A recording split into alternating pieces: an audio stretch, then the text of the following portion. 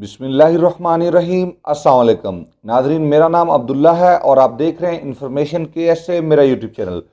कोशिश किया करें कि ख़ुद भी चैनल को सब्सक्राइब करें और दोस्तों भाइयों तक शेयर करें। आज पढ़ते हैं वीडियो की तरफ। आज का टॉपिक है ट्रांसफ़र और दूसरे नंबर पे चंद सवालात हैं जो भाइयों ने किए हैं। अपडेट्स आई हैं ट्रांसफ़र के मतलब, मैं उनसे आपको आगाह करूँगा, लेकिन साथ में एक सवाल का जवाब दूँगा। एक दो भाइयों सवाल कर रहे थे कि इकामा का ये जो 3 महीने का जुज़वी इकामा है कि ये कब से स्टार्ट हो रहा है। तो फिलहाल तक तो ये स्टार्ट नहीं है। ऐलान तो आप लोग जानते हैं काफ़ी अरसा से, यानी काफ़ी देर से हो चुका है। 2021 के स्टार्ट से ही इसका ऐलान कर दिया गया था, लेकिन फ़िलहाल अभी तक लागू नहीं हुआ। अभी तक जुज़वी इकामा तजदीद नहीं हो रहा। उम्मीद है कि आने वाले दिनों में इंशाअल्लाह ताला हो जाएगा, लेकिन अगर ना हुआ तो शायद ऐसा हो कि 2021 के 1 जनवरी 2022 से स्टार्ट हो जाए ये जुज़वी इकामत का जो तजदीद होता है। लेकिन हो सकता है कि इससे पहले ही हो जाए इंशाल्लाह। लेकिन एन पॉसिबल है कि ऐसा अगर नहीं होता कि अभी इन दिनों में इकामा जुज़वी तजदीद होना नहीं शुरू होता, तो फिर ये एन पॉसिबल है कि ये चला जाए 1 जनवरी 2022 तक। दूसरे नंबर पे कफ़ाले के बारे में बहुत बड़ी अपडेट है हमारे पास। आप लोगों को हमने इसके बारे में आगाह किया, तो उसके बारे में कुछ फॉर्म यानी कि अबहाम है वो मैं दूर करना चाहता हूँ। मेरी बात हुई है कीवा की टीम से और मैंने उनके सामने 2-3 टॉपिक रखे हैं कि आप लोगों को सबसे पहले बता दूं कि 14 मार्च 2021 को ऐलान किया गया नए निज़ाम का। बाद में 14 मार्च 2021 के बाद ट्रांसफ़र विदाउट परमिशन डायरेक्टली होने लगे। अल्हम्दुलिल्लाह हम लोग बहुत खुश हुए कि ये तो एक अजीब व गरीब किस्म का सिलसिला चल पड़ा है। मार्च में हुए, अप्रैल में हुए, मई में हुए, फिर 90 डेज़ नोटिस पीरियड आया। लेकिन 90 डेज़ नोटिस पीरियड भी ज़्यादा वक्त नहीं आया, थोड़े दिन के बाद वो भी ख़त्म हो गया और हम चले गए pending for current employer approval. यानी कि आपको ट्रांसफ़र करना है तो आपके मौजूदा कफील की इजाज़त की ज़रूरत होगी। तो इस तरह हम फिर मायूस हो गए कि ये तो सेम सेम पुराना निज़ाम हो गया। बिलाखिर कुछ वक्त के बाद उन्होंने दोबारा ऐलान किया। उन्होंने कहा कि हमारा ऐलान पहला ही है, हमारी बात पहली ही है। फर्स्ट उन्होंने उसकी वजाहत की कि अगर कोई बंदा नया आता है तो वो विदाउट परमिशन ट्रांसफ़र नहीं कर सकता। 1 साल तक, 1 साल के अंदर विदाउट परमिशन ट्रांसफ़र नहीं कर सकता, परमिशन के साथ कर सकता है। इसी तरह दूसरे नंबर पे उन्होंने कहा कि 1 साल अगर आपने अभी ट्रांसफ़र करवाया किसी कफील के साथ, किसी कंपनी के साथ, तो 1 साल तक आप उसकी मर्ज़ी से ट्रांसफ़र ले सकते हैं, लेकिन 1 साल बाद आप उसकी मर्ज़ी के अगेंस्ट ट्रांसफ़र ले सकते हैं। ये क्लियरली उन्होंने कहा है कि 1 साल गुजारने के बाद आप उसकी कफील की, उस कंपनी की, उस मस्ससा की, उस मंशा की मर्ज़ी के बगैर ट्रांसफ़र ले सकते हैं दूसरी जगह पे। हाँ, अब इसमें उन्होंने शर्त ऐड कर दी। वो शर्त क्या है? शर्त ऐड ये की कि आपको 3 माह का नोटिस पीरियड स्पेंड करना है अपनी मौजूदा कंपनी के साथ। ठीक है जी। अब 3 माह का नोटिस पीरियड आप स्पेंड करेंगे। ये इसके दो तरीके हैं। पहला, आप बाज़ाब्ता तौर पे ऑफिशियल तरीके से अपनी कंपनी को एक ईमेल सेंड करेंगे जिससे आप उन्हें नोटिस पीरियड का टाइम देंगे कि भाई 3 महीने बाद मैं आपके साथ ये जो कॉन्ट्रैक्ट है मेरा, मैं इसे ख़त्म कर रहा हूँ, मेरी लास्ट डेट ड्यूटी वो ये डे होगी, तो इस डेट के बाद मैं आपके साथ मज़ीद काम नहीं कर सकूँगा।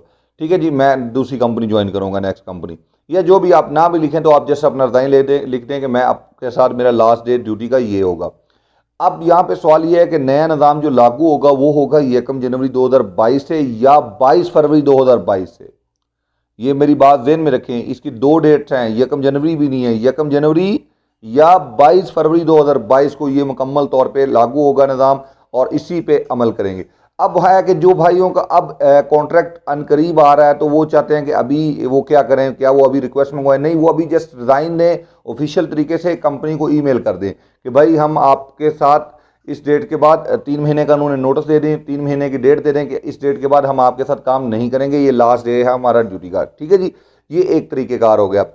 अब इसमें जो अबहाम है वो ये है कि क्या इन 3 महीनों में जो जब हम तलब एक्सेप्ट कर लेंगे, अभी रिज़ाइन पे तो कोई इशू नहीं है ना, रिज़ाइन तो आपने जस्ट सिंपल दिया है कि मैं एग्जिट जाऊँगा या ट्रांसफ़र लूँगा, ये बात तो आपने उसमें शामिल ही नहीं करनी ना। तो आपने जस्ट रिज़ाइन देना है। रिज़ाइन के बाद जब आप तलब करवाएंगे, तलब के बाद भी 90 डेज़ नोटिस पीरियड ही आएगा। ठीक है जी। जिन भाइयों का कॉन्ट्रैक्ट अधूरा होगा या जैसे भी होगा, मेरे ख्याल में 90 डेज़ नोटिस पीरियड ही आएगा। ठीक है जी।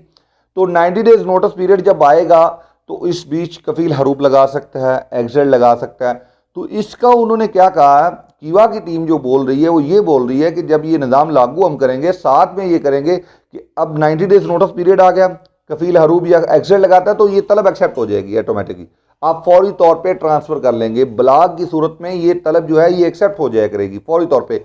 आप ट्रांसफ़र कर लेंगे। अब इशू रह गया कि आप अपने कफील से भागे हैं, नहीं हैं, या आपने ये 3 महीने का टाइम उसके साथ क्यों नहीं स्पेंड किया, इसका जुर्माना या दूसरी चीज़ें ये हैं बाद में है।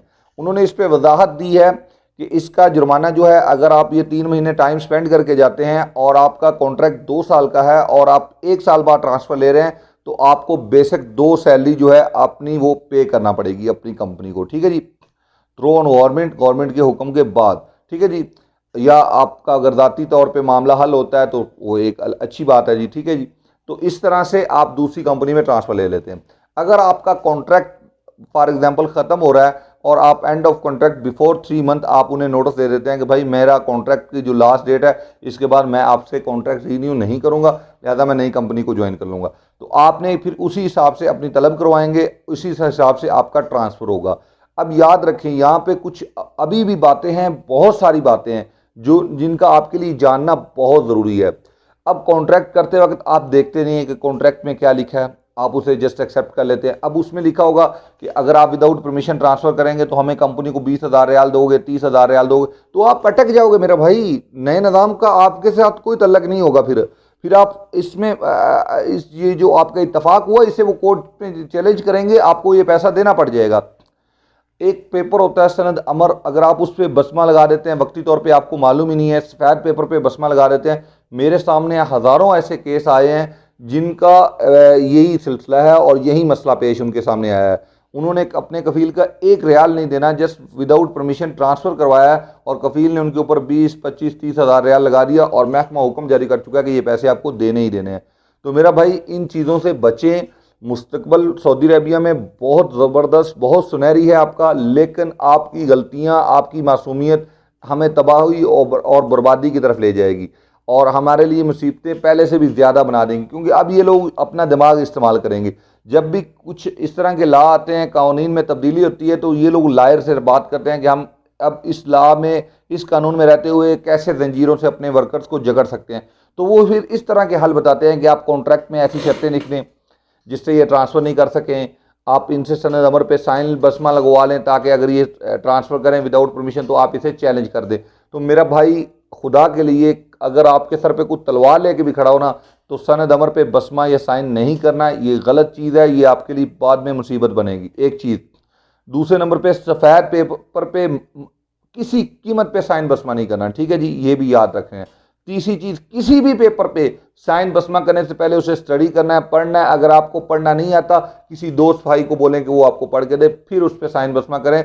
यही वो चीज़ है। अब सिस्टम चेंज हो रहा है, हर कंपनी को उन्होंने बोल दिया है कि अपने वर्कर्स के साथ डिजिटल कॉन्ट्रैक्ट लाजमी करें, वरना कंपनी को रेड में चले जाएंगी, आपके इकामे एक्सपायर होंगे, आप फिर भी ट्रांसफ़र कर सकेंगे, या अगर इकामे एक्सपायर नहीं भी होते तो वो शायद आपको परमिशन दे देगी, जिनके डिजिटल कॉन्ट्रैक्ट नहीं है वो भी ट्रांसफ़र कर सकते हैं। ये भी अनकरीब ऐलान आने वाला है, अनाउंस हो जाएगा कुछ दिनों में ये भी।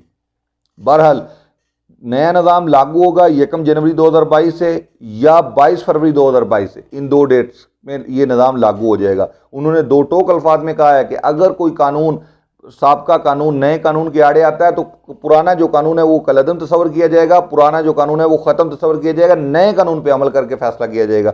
उन्होंने तमाम मिनिस्ट्रीज़ को ये हदायत जारी कर दी हैं अब, ठीक है जी। ये बात होगी नेक्स्ट ईयर से इंशाल्लाह ताला। अब ये बात क्लियरली है, जिन भाइयों के अदालत में केस हैं वो जाके इसका रेफरेंस दे सकते हैं कि भाई ये नया निज़ाम है, उसमें उन्होंने कहा है कि आप पुराने निज़ाम, अब जो है वो कानून है वो कैंसिल हो रहा है, तो इस हिसाब से हमें सिर्फ 2 सैलरी पेनल्टी पे करना पड़ेगी। जिनका ऑलरेडी हो चुका वो हो चुका है। पहले आर्टिकल 77 में ऐसा ही था कि अगर आपने विदाउट परमिशन ट्रांसफ़र करवाया किसी तरीके से, तो आपकी जितनी सैलरीज बाकी हैं, जितनी आपकी कॉन्ट्रैक्ट में बाकी डेट है, वो तमाम सैलरी आपको पे करना है। तो ये सारा सिलसिला है। अगर एक चीज़ मैं एक और शामिल कर दूं, अगर आपका इकामा एक्सपायर होता है तो फिर आपका कॉन्ट्रैक्ट, भले ही वो 1 साल का बाकी है, 2 साल का बाकी है, तो वो भी एक्सपायर तस्वर किया जाएगा। वर्क परमिट एक्सपायर है तो भी आपका कॉन्ट्रैक्ट एक्सपायर तस्वर किया जाएगा, आप फौरी तौर पर ट्रांसफ़र कर लेंगे। इस सूरत में आपको किसी किस्म की पेनल्टी नहीं देना पड़ेगी। ढेर सारा ख्याल रखिएगा, बहुत शुक्रिया। और चैनल को खुद भी सब्सक्राइब करें, दूसरे भाइयों तक भी शेयर करें ताकि हर भाई इंफॉर्मेशन के ऐसे से मुस्तफ़ीद हो सके। बहुत बहुत शुक्रिया। अल्लाह हाफिज़।